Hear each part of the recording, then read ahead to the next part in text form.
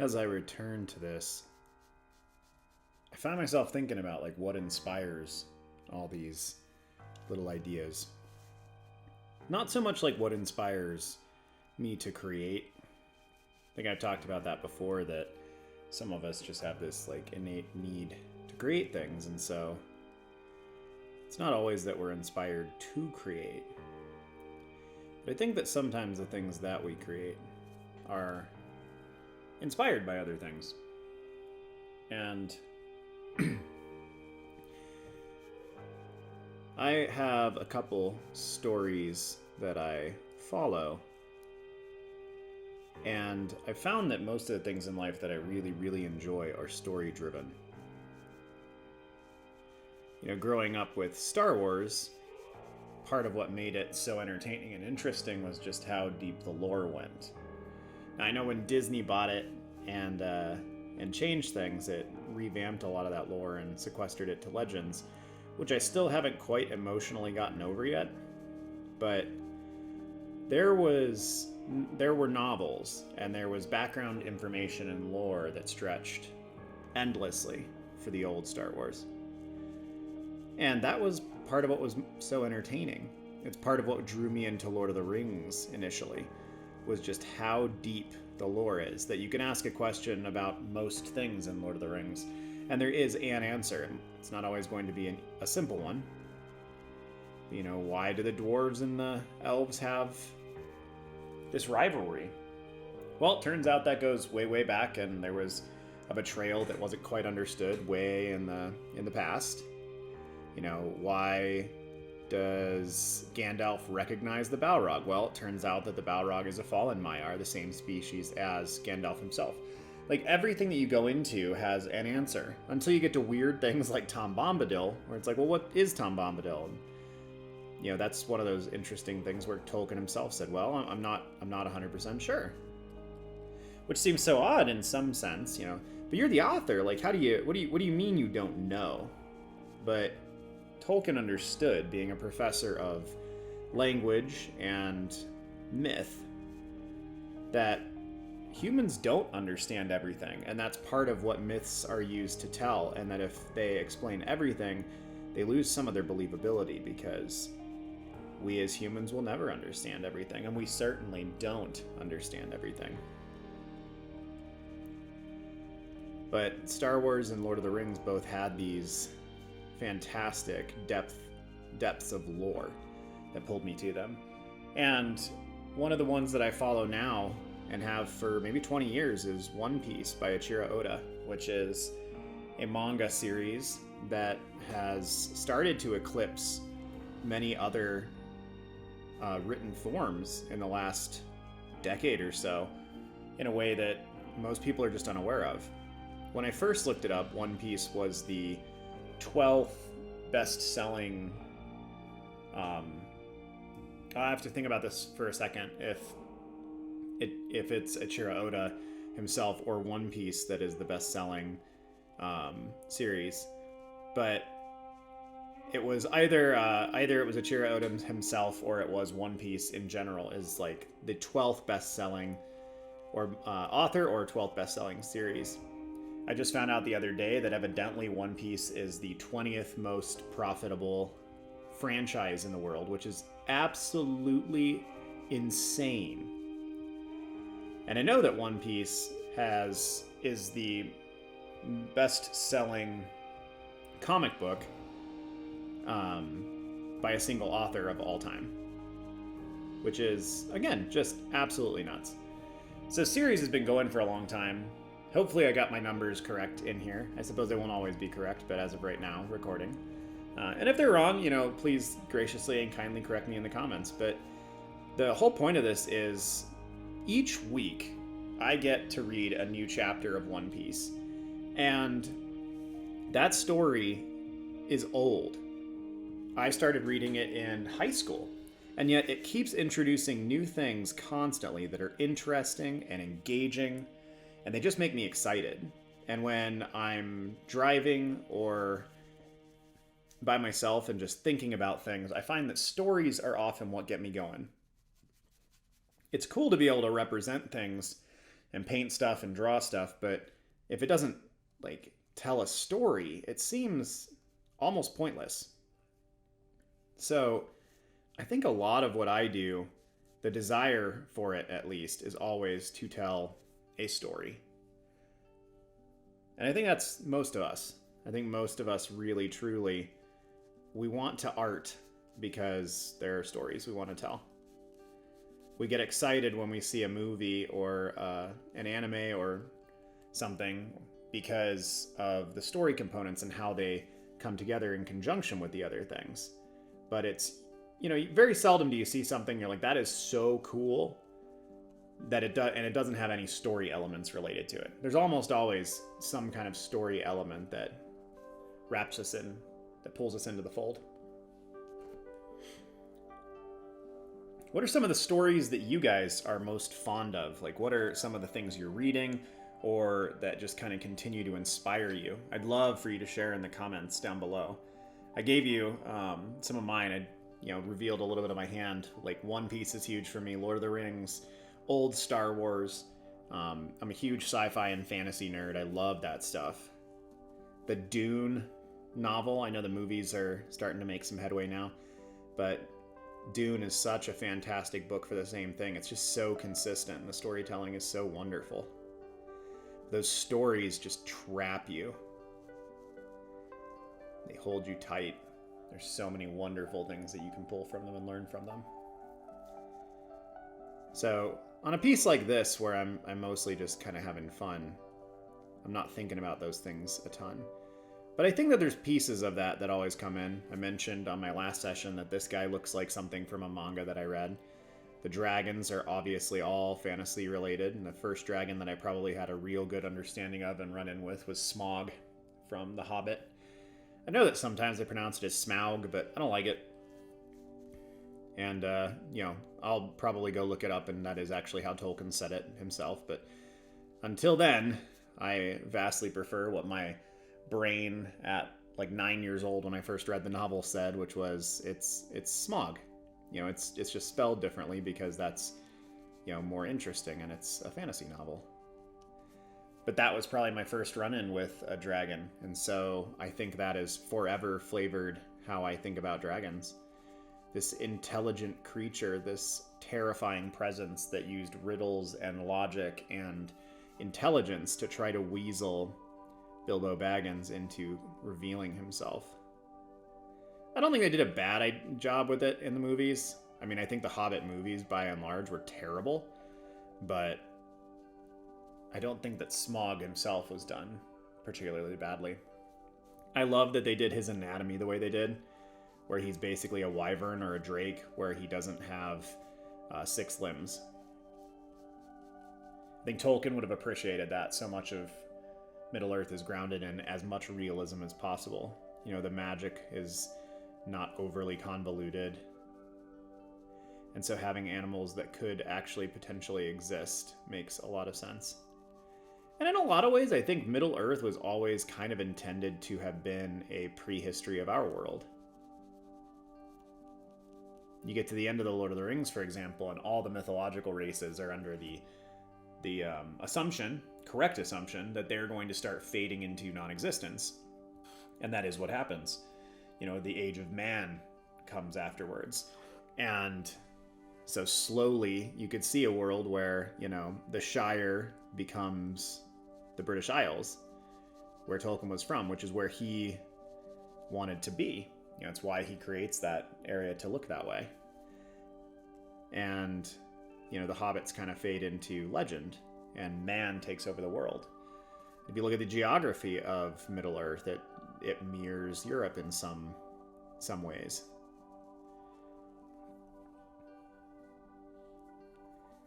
Stories. I think that if you had a grumpy parent that was asking, like, well, why do you need to draw? Why do you need to make things? What's the point? I think the, easiest one-word answer would just be stories. Stories, Dad. I have things that I need to tell. And we as humans have been doing this for as long as we've been doing anything. Writing stories down, telling stories. It's what we do. There are few things I think that are more human than the need to document, the need to tell a story, the need to teach, the need to pass on a lesson. Few things. And the great stories are beautiful and timeless, and they allow you to experience things that your normal day-to-day life might not. As much as it sounds fantastic to exist in a crazy medieval fantasy world, like I don't want to live in a world with Nazgul. I don't want to live in a world where Thanos invades my planet, you know? So it's nice that we have these stories that we can absorb and watch and read about and see and experience, but we don't actually have to be there. And fantasy in general gives us the ability to explore ideas and concepts that are more difficult to explore in other media. I remember a fantasy author not terribly long ago talking about how he writes fantasy because it gives you the ability to explore things like racism in a sense, in an environment where it's not depicting actual races that we deal with on a daily basis. It's dealing with them in the abstract, which sometimes makes it a little bit easier for our frail human brains to actually wrap themselves around it, because we are born with a need to form prejudices and judgments, and then we get a lot of them from society and from our upbringing and things. But if you can extrapolate that into a fantasy world where, well, no one's ever seen a dwarf before, no one's ever seen an elf before, or a gnome, then you can play with those concepts and see how it pans out in that world, and see and expect and anticipate how it might pan out in ours. Or see how absurd some of those things are. See how absurd it is for, you know, Gimli to basically say, like, never trust an elf. Like, you can never trust an elf. I'll be dead before I'll see the ring in the hands of an elf. Like, that's absurd, you know, and very racist. And those are, like, actually different races. You know, not just humans of different color and whatnot. You know, they are physically different races that are substantially divergent and were created as different things and have physical attributes where they could never blend in with the other. You know, I think that, I would have to look this up. I don't know if dwarves and elves can interbreed. That's a really interesting question. I'm not sure why I've never thought of that before, but I'm not sure that they can. Part of me says that, like, of course they could, but the other side is like, well, I don't know. I don't know. They probably can. I don't know any instances of that happening. I know elves and humans can, but yeah, now I'm curious. I'm curious about that. Oh, I'm just a little bit off the screen. Let's go ahead and push this up. The stuff down here feels like lava pouring off of like a 2D side scroller.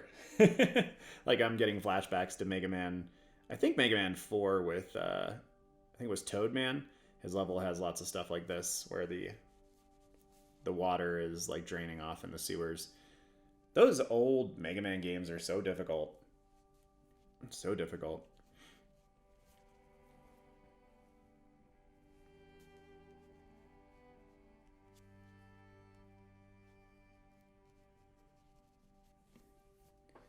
This is the third layer on this piece so far.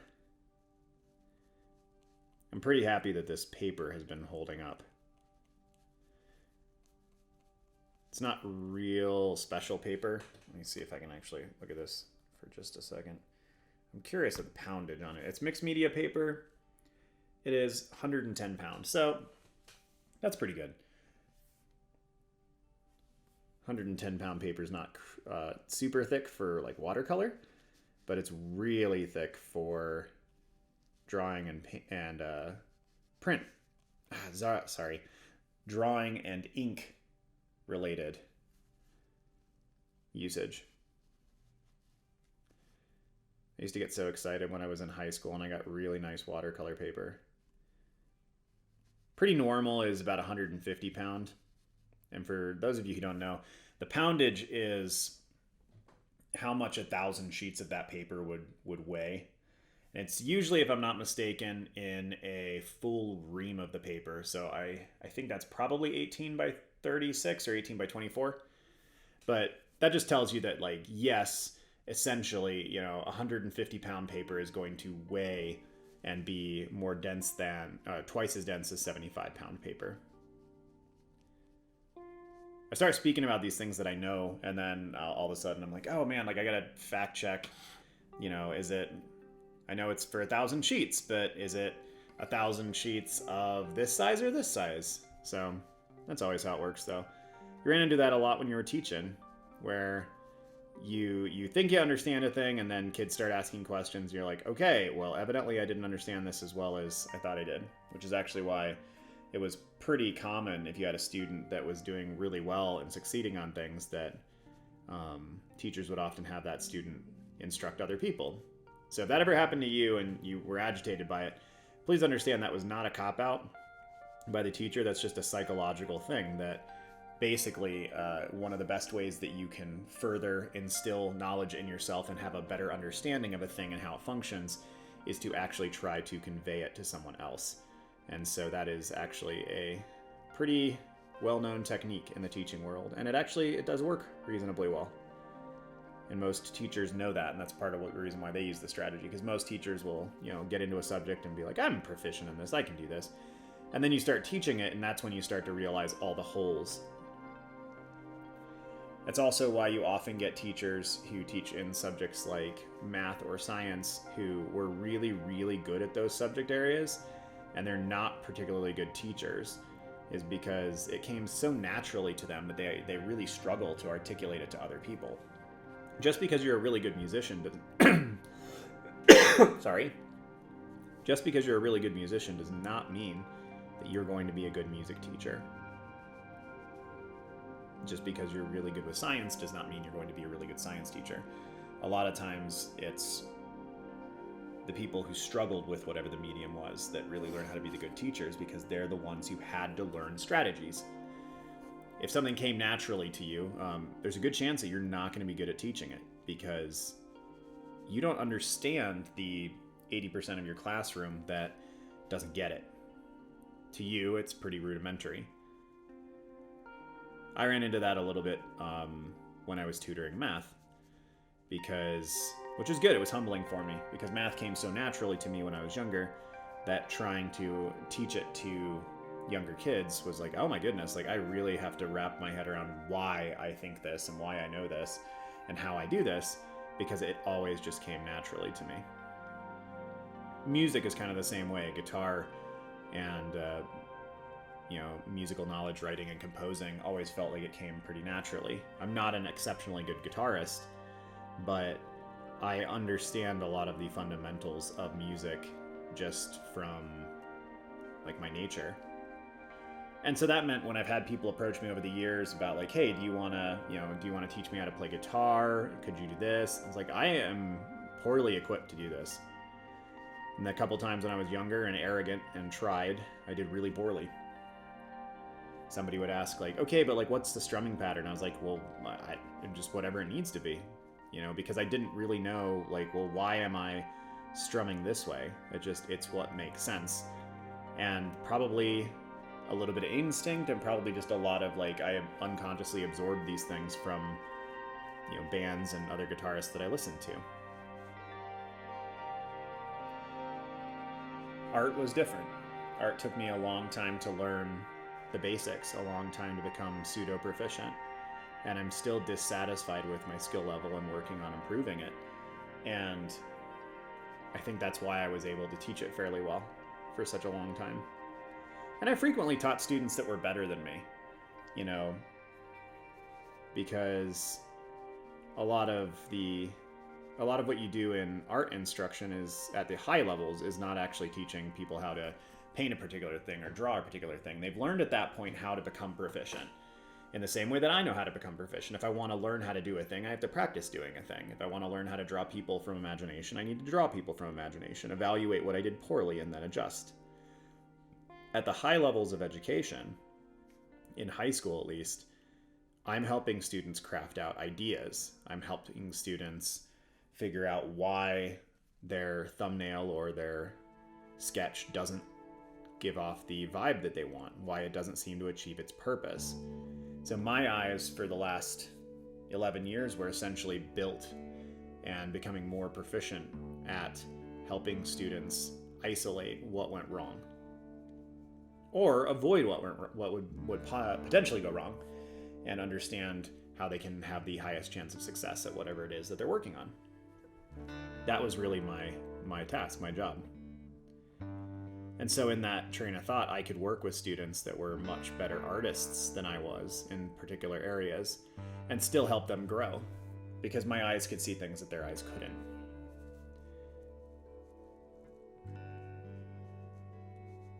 I spent a lot of time in high school and in college making art, evaluating art, looking at art, and it's a different skill set to actually produce the art than it is to evaluate what is working and what is not working in the art.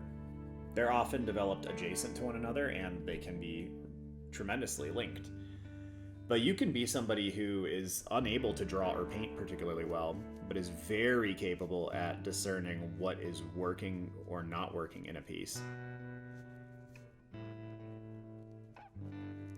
It might seem a little hypocritical sometimes when you have a teacher or professor that's not very good at anatomy who's critiquing your anatomy, but the reality is, if you're a person who has surrounded yourself with anatomical knowledge for a long time, that doesn't necessarily translate to being able to draw it. But it does mean that you're going to have the ability to see what is wrong and what is right. And more subtle things like composition and arrangement, color usage, and contrast are things that my brain was just constantly exposed to. And also those skills were developed by seeing, the first year we opened the school, I taught K through 8th grade. And in that year, I think we had 500 students in the school, and the only grade I didn't teach was 9th grade. So I taught 450 to 500 students. And as you could imagine, we were completing maybe a piece every 2 weeks. So I was evaluating pieces, like 450 pieces every 2 weeks. Well, when you're doing that for a couple years, you get really, really good at seeing what works, what doesn't work, what tends to be the common level for a kid in each particular grade, what are the stumbling blocks, what age level kids seem to be able to wrap their heads around things, what's reasonable, what's unreasonable. And whilst during that period my own artistic skill wouldn't develop any further unless I put time specifically into it, my ability to understand what was working or not working in someone's piece was developing at an exponential rate.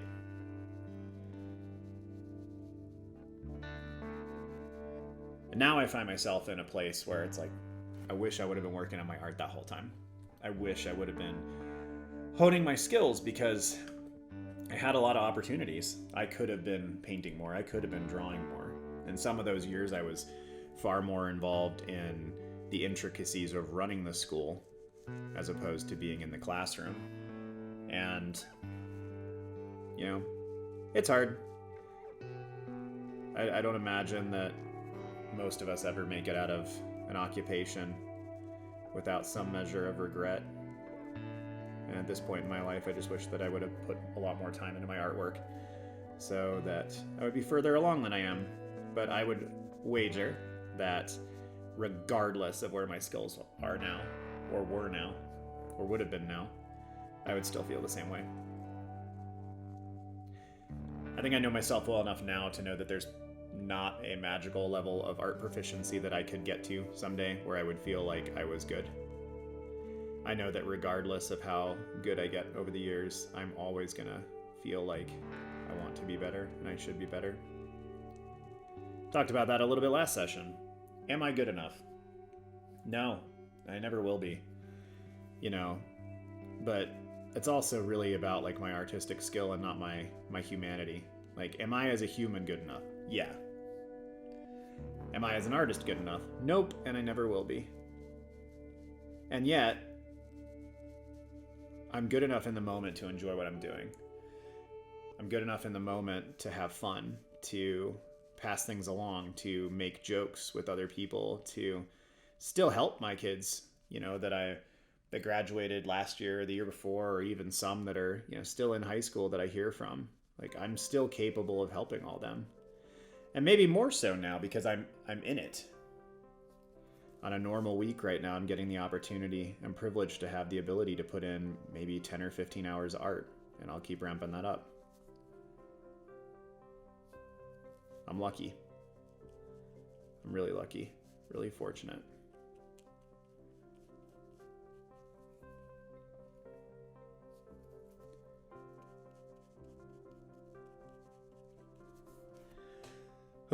I love watercolor. I love that layering. I love how it builds up over time. And I love the interaction with ink. The paper's starting to warp subtly because I'm layered so much wet on it, so I'm gonna have to take a momentary break here soon. But especially too because I've been doing these parts long enough. I want to do something else. I really want to go up and work on that blue guy, and I want to come down and work on this guy, but all of this is wet right now, and so if I try to do that, I'm going to start smudging things, and I'd like to avoid that if I can. So I think maybe I'll get some more in here on this awkward, terribly rendered hand, and then after that I'll probably take a break for a few minutes so that this stuff can dry.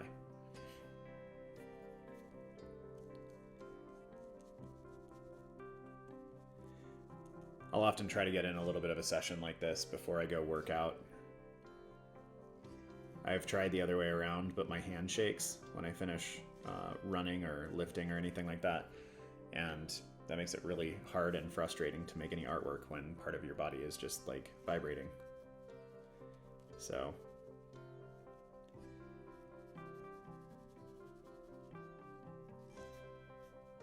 exercise is important, y'all. Art's hard on your brain. It's good to engage your body physically too. It helps with the balance, and goodness knows we as artists need some balance. All right, I'm gonna let that dry. Let that dry, and we'll come back. All right, I'm back. If it's not dry now, I don't know what to do with my life. But it certainly should be dry. I'm gonna keep working on this dragon guy. I kind of decided I'm gonna keep working on the same thing.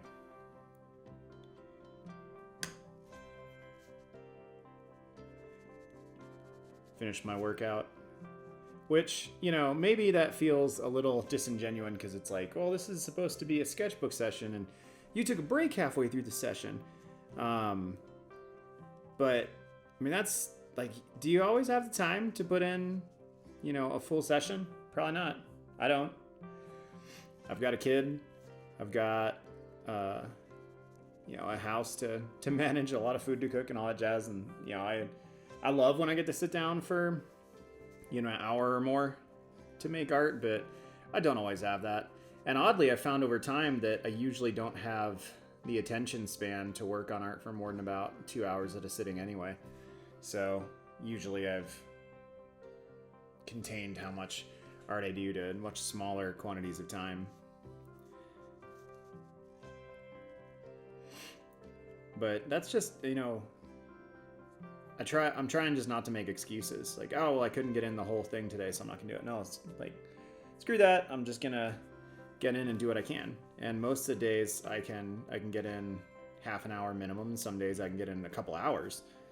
But I find that if I try to sequester myself to only a particular quantity of time, then that's just an excuse not to make art some days. And I'm just not as happy when I don't make art. I need to make things. It's not always fun. I had a day a couple weeks ago where I sat down, and maybe it was too late in the day, maybe I was just mentally fried, maybe it was just, the way that it worked that day. But I sat down to make some things at the end of the day, and everything I touched was just terrible. And, I wasn't in a great mood to begin with, which I think was probably part of the problem, but I eventually just I think I wrote a letter to myself and some profanities in my sketchbook and then just closed it and was well, I'm probably going to do more harm than good if I continue to work right now. So I just left it. And fortunately, I picked it back up the next day and was able to write that situation in my brain. But sometimes, that's how it goes. Sometimes you're just not in the right place to make art. There are certain things, like I can do certain kinds of projects whenever I need to, which I think makes a lot of sense. There's a lot to the art making process that's not particularly mentally taxing. I can prime canvases and gesso things regardless of my mood. But there are certain things where it's like, no, I have to turn off the podcast I'm listening to or the YouTube video, and I need to actually concentrate on this. I can't do this without my full attention. And then there's things where it doesn't require much. And you'll notice that too. In some of these sessions, there are times where I trail off, where I don't finish my sentences, I don't speak quite as coherently. And if you listen to the podcast, you'll notice that my tone and my cadence of speech is a little different there, and that's because I'm only recording and thinking about what I'm recording. And that's just a very different process. Whereas here, there are times where I'm in the middle of working, and sometimes the sessions I record over. I vastly prefer to do them like this. But there are times where I can't quite finish what I was saying because my brain is tracking one thing and another portion of my brain is tracking another thing that I'm doing over here, and so I don't always complete my trains of thought. But again, the goal of these sessions is to be really an accurate representation of what this looks and feels like. I want anybody who's watching this, especially young people who are watching this, young people who feel like they're out of their league, to see like, oh, the finished result there looked cool, but it had to look like crap for a long time. And this guy rambled and, said some funny things, or some things that made no sense, or some things that really made a lot of sense. And I just, that's what art making is it's just this like ramble through time and space as you try to figure out what the heck you're doing. And sometimes it's really not that at all either. I know that a lot of artists are really hesitant, maybe just a lot of people in general are really hesitant to define what art is, but I actually do think that it's definable. I think that we could come up with, as a people, a definition that was satisfactory. I think it would be a very complicated definition, but I think that it's doable. I know that not everybody does. I ran into that very frequently in art school, and actually ran into that really frequently at the school that I was teaching at, which was just a classical school, not an art-specific school in any capacity. But it's pretty common for people to just go, nah, that like there's no definition. It is whatever you want it to be. And I hear that a lot on YouTube as well, and from some creators that I really respect, from some artists that I really respect. But I think that in general it's a cop-out. And I think that most of the people that say that are working artists actually, they're just being less specific. I think most of them do actually have a definition, and most of the time it's personal and they don't apply that definition to other people. And I think that's a lot of times when people say, well, art is objective or subjective, sorry. I think what most people are really meaning is that, they have a definition in their mind for what they think art is, what they think their art is if they're really not a judgmental person. And they just don't apply that definition to everything else. But I think that you could find a point of coalescence between all of those that would actually give us something that would be pretty understandable and true, let's say like 85% of the time.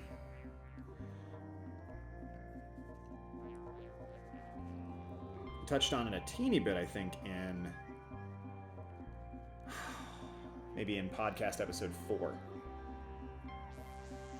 And I think that the difference between craft and art really comes down to what the artist is putting into it. And I used to struggle with this idea because I wanted it to be more clear cut than that. I wanted it to be like, ceramics are art or they're not art, and that's how it works. But I think in reality you can have a painting that is art and a painting that is not art.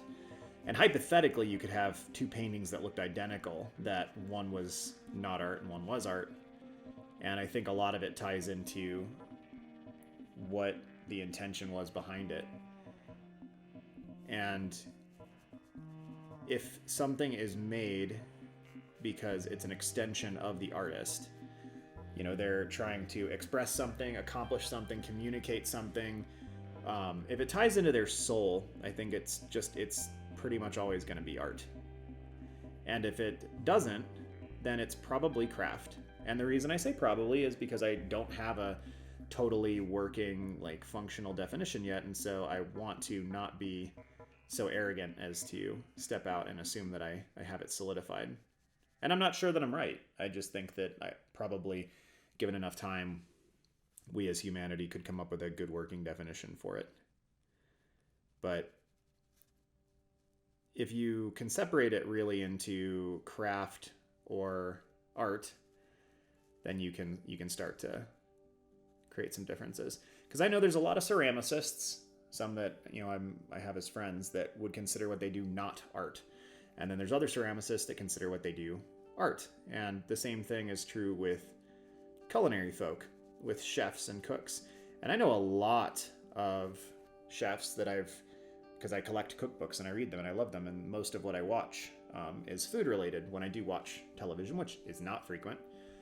But there are a lot of chefs that do not consider food an art form. They're cooking an art form. And again, I think that there is cooking that can be art, but most cooking is craft. It is putting a thing together for a specific purpose, and there's not necessarily, you know, human soul embedded in it. Now, that being said, there certainly are dishes that were created that way. But then you get into a really weird conundrum of like, okay, so this dish was created in an act of art, but is every subsequent recreation of it therefore also art? I don't think so. I don't think that if that's the functional definition that we're using, I don't think that would work. But yeah. So I'm curious what you guys think. You know, is art definable and we just haven't put it, you know, we haven't sat down to do it? Is it not definable? Does it not matter at all? I think the conversation is always beneficial and worth having.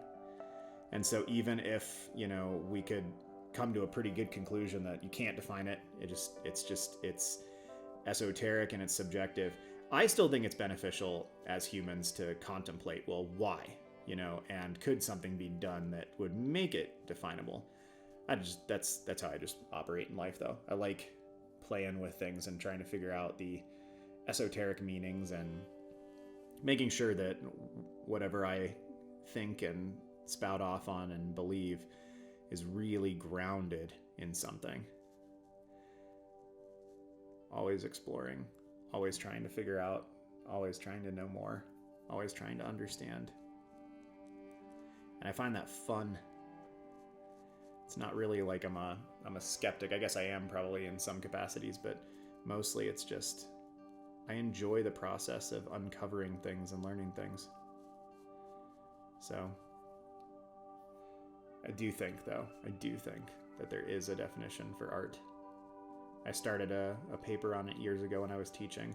And I think I got to like 24 pages and had all these subsets of, you know, different kinds of art. And that was my first approach to define art, was basically, well, I'm just going to subdivide it into like so many categories that I can essentially be like, yes, art is definable. Like it's going to fit into one of these categories or more of these categories. And I think that might have been a little bit overambitious, but it was good for me. It was good for me just to start isolating, like what do I think? What have philosophers? And that's the thing too, is like this isn't based on just me. Like I was going a lot off of Plato and Aristotle and some of Socrates' works, off of Leo Tolstoy, Tolkien, trying to find philosophers and people who were very smart and whose wisdom has withstood the test of time, and start to look at like, well, what did they think? You know, what has humanity thought? Tried to look at the Greek tradition and tried to look at, you know, the Judeo-Christian tradition, like what is art? Where has it had value? It was a lot easier to find information on music and like how music has been looked at through the ages. Art was harder in a lot of capacities. But again, I just don't think it's a waste of time. I think it's a beneficial thing to understand this this area, this arena that we put so much time into, and understand, like, basically, like, are we wasting our time? Which I don't think we are. But are we wasting our time? And if we're not, like, why not? Why does this have purpose? I'm just not the kind of person that could ever sit there and be like, well, I just enjoy it, and therefore, you know, that's enough. And there are people that are like that, and they're probably happier than me. I am one of those people who has to justify, like, everything that I do. So even my time spent with video games, I have to sit there and be like, well, is this a total waste of time, and should I not be doing it? And I have to admit that, like, if I could not come up with a satisfactory reason for why I play video games and why they're justifiable, then I would probably quit playing them, even though I enjoy them tremendously. If I couldn't find a justification for doing it, then I would probably stop. Now, granted, I think that sometimes we over-justify things, and I don't think that justification has to be nearly as complicated as we make it sometimes. And that might seem counterintuitive to what I was just saying, but I really don't think it is. That if you can find joy in something, sometimes that's reason enough. Sometimes it's reason enough, just this brings me joy at the end of a long day. And okay, cool. Like, I'm not sure that you need more of a justification than that. Video games, in particular, sometimes people look down on them, and so you feel like you need to have a justification. But to be fair, I don't think that if you can look at sports and people enjoying sports in the way they do here in the US as justifiable and okay and culturally acceptable, then video games ought to be too. Because it's not productive to sit there and, there's like a spot there accidentally. Bummer. Wonder when that one happened. I can look back on the video and find it out. But if sports are justifiable, like if it's justifiable to sit and watch football by yourself and, watch every football game from your team over the course of a season, and then also do things like perhaps fantasy football, or maybe not even that involved, but just following along with the stats and news and all that jazz. If that is justifiable, then video games are 100% justifiable, because they're not altogether different. It's a form of entertainment which you are engaging in, and you're actually like responsible for pieces of what are happening, which is not the same with sports if you're watching it. You engage in a fandom, perhaps, and that's what happens if you're a big Broncos fan, like we are here in Colorado. Then I say we. I don't know that I've watched more than just the Super Bowl for the last 4 years. But yeah, I mean, if you're a big Broncos fan, then you're following all of that stuff and you're understanding it on a weekly basis, and you're looking at the news and you're looking at the stats and you're reading up on the injuries. And I just don't see how that's any different than, hey, this new Mario game came out and I've been reading up on the news about it, and I'm excited about the news, and I'm sharing the news, and I'm playing the game, And some people spend gratuitous amounts of time on sports things, and some people spend gratuitous amounts of time on video games. So, but again, I'm happy saying that our culture has deemed that being a football junkie is acceptable. And that maybe it's not, but our cultures deem that that's fine. And I think that we as humans always need downtime. We always need something to do at the end of a tough day, or just a day where we've spent all of our mental energy. And so for some people that's sports, and some people that's video games, and I just don't think it matters that much.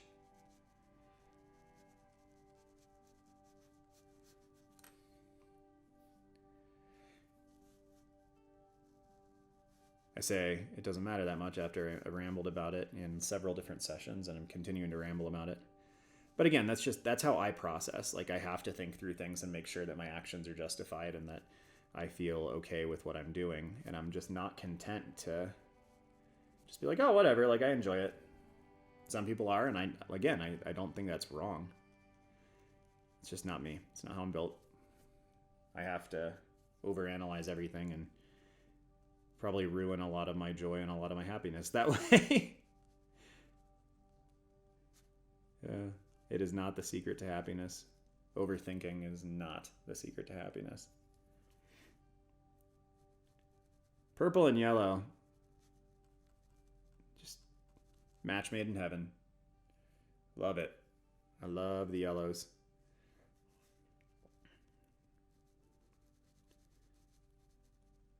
Oh, I just kind of remembered that yellow is currently my daughter's favorite color. Purple's always been mine.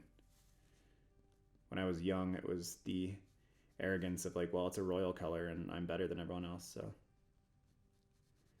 yellow is mine. Or violet is mine. I love how I misspoke that. But again, like I was mentioning earlier, like when you're drawing or painting, like your brain's going back and forth about things. So, but yeah, I mean, I just love the color violet. It's such a pretty color, and it's got such interesting connotations. It's this weird, like, at least here in the US, it's this weird, like, hybridization of feminine and masculine color, and it's kind of wedged in between warm and cool, and it's got some connotations in the past with royalty and things like that, and it's just interesting, and it's not like your standard kind of color. But I love it. Could be a holdover from my punk rock days where I'm like, I like this color because it's not what everyone else likes. As you get older, some of those things that you thought when you were younger and in high school, it's hard to isolate. Did I ever really like this thing, or did I just like it because no one else did, or because it was cool to like it? Some of us, I think, went the one route, I'm going to like this because everyone else does. I was certainly the other, where it's like, I'm going to like this because no one does. Which again is, just as dumb a reason. But you make a lot of dumb decisions when you're young.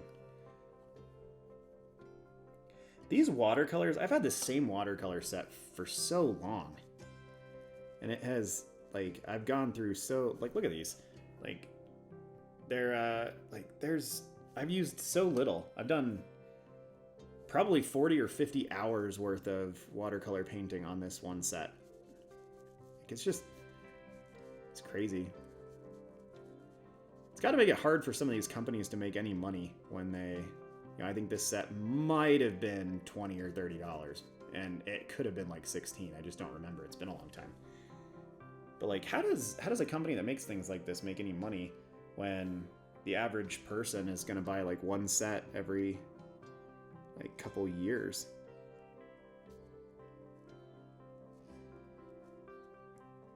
It's probably part of the reason too why some art supplies are so expensive, is because they're not purchased all the time.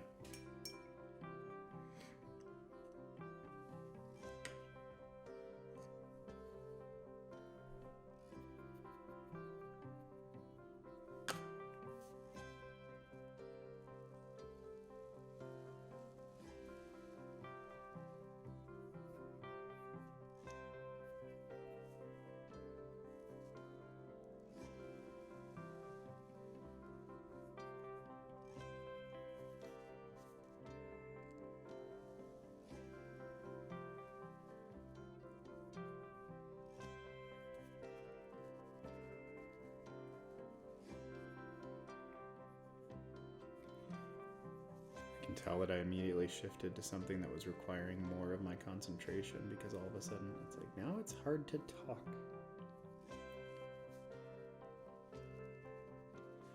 Things are starting to wrinkle again soon, or they're starting to wrinkle again now, so I'm probably going to wrap this up soon. And then come back and finish this at another time.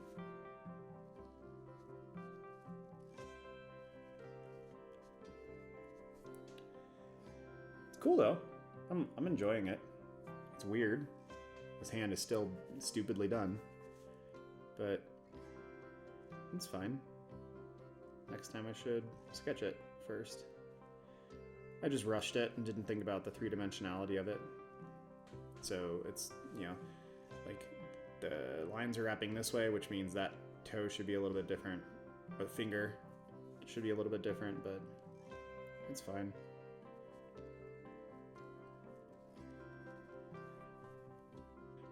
Sketchbook. It's just a sketchbook.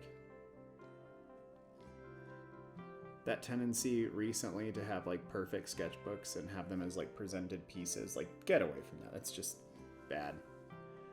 You know, it looks really cool when they're done, but like the amount of stress when you're on page like 35 and like page 1 through 34 have been good, and now you're stressing yourself out because you've got to get that last page perfect too. It's like, don't do that to yourself. Like, sketchbooks are supposed to be these things for experimentation. Now, if you want to do that, it's fine, but like make sure you got a backup sketchbook too. And then you can feel okay about planning out every single page. But don't do that with your one and only sketchbook. I mean, I've tried to do it before, and it feels cool, but it's really, really stressful when you're like halfway through the sketchbook. And in a lot of cases, it's just not the purpose of a sketchbook. Like when I want to do finished pieces, I do things on canvas. I do things in my big sketchbooks. Like this is just for me and for you guys listening. It's to keep me working. It's to keep me doing things. You know, success in this is if I finish the page, if I finish the sketchbook. Just heard a chicken crow. He agrees. We're starting to warp again. I'm going to get some other layers just here on the side, because if we're going to get the page at that point, I might as well just go ahead and get some other dark intonations over that way.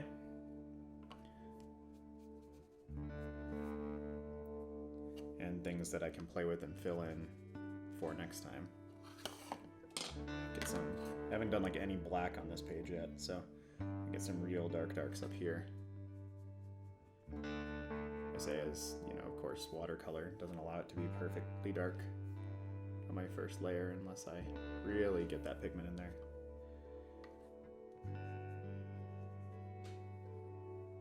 So let's just get some other tones in here, because then later on I'll be able to fill everything in. Well, thanks for hanging out for this session. I hope you guys enjoyed it. I hope that some of the weird things that I said were interesting and not too controversial. I'd love to hear you guys' opinions on whether, you know, art can be defined or not. And if you think you have a definition, that'd be fantastic. If you liked the video, please consider liking, subscribing. It helps tremendously. I really appreciate it, and the channel benefits from it too. Have a good one, y'all. See you soon.